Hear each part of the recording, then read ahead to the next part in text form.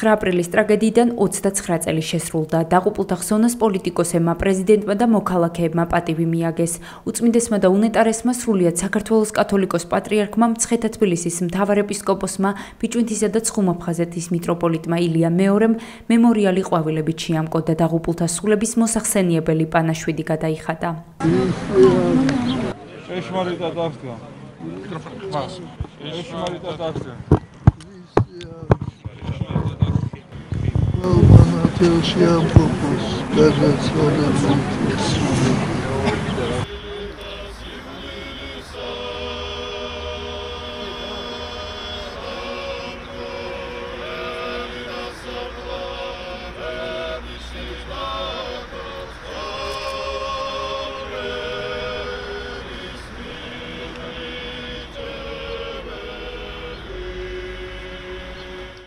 საქართველოს შესაძ მიმდინარეობდა ბრძოლა დამოუკიდებლობისთვის და ბრძოლა საბჭოთა კავშირის წინააღმდეგ. ამ ომს მაშინ ეწირებოდნენ ჩვენი მოქალაქეები და მადლობა მათ 8 წელს იმისთვის რომ ჩვენ თავისუფალი ვართ და მე მგონი იმ ქვეყნებმაც რომლებმაც შვიდად დაასრულეს ცივი ომი და უკეთესი ცხოვრებით ცხოვრობენ მათ კეთილდღეობაშიც აი ამ ადამიანების ღვაწლი და ჩვენი ეროვნული მოძრაობის და საბჭოთა კავშირის წინააღმდეგ ბრძოლის დიდი წვლილი არის. ჩვენ დღეს ვიხსენებთ ჩვენ გმირებს, რომლებიც დაიღუპნენ დამოუკიდებლობისთვის ბრძოლაში. ეს არის ჩვენთვის ძალიან მნიშვნელოვანი დღე.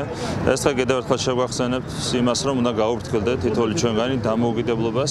ჩვენ არც ერთი დღე არ უნდა გქონდეს ისეთი, როდესაც დავივიწყებთ ჩვენ გმირებს. ისინი არიან მაგალითები იმისა, თუ როგორ უნდა იმოქმედოს თითოეულმა ქართველმა, თითოეულმა ადამიანმა და ეს მაგალითები ასაზრდოებს ჩვენ ისტორიას, ჩვენს ქვეყანას და ამ სულისკვეთებით უნდა იცხოვროს ჩვენმა ერმა ყოველთვის. 9 აპრილს დაღუპულთა სულების მოსახსენიებელი პანაშვიდი ქაშვეთის ეკლესიის მოძღვარმა მამა ელიზბარმაც გადაიხადა.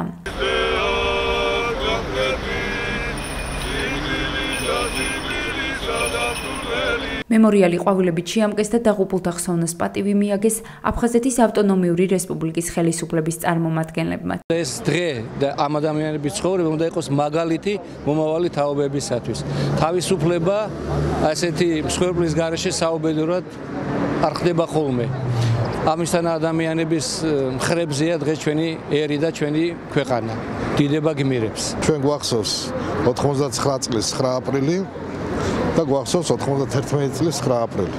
რომ არა 99 წლის 9 აპრილი მე ეჭვმეპარება რომ ასე მალე შემდგარიყო 91 წლის 9 აპრილი. 1999 წელს თბილისში რუსთაველის გამზირზე მშვიდობიანი საპროტესტო აქცია საბჭოთა კავშირის შეიარაღებული ძალების ნაწილებმა დაარბიეს, რასაც 21 ადამიანის სიცოცხლე შეეწირა.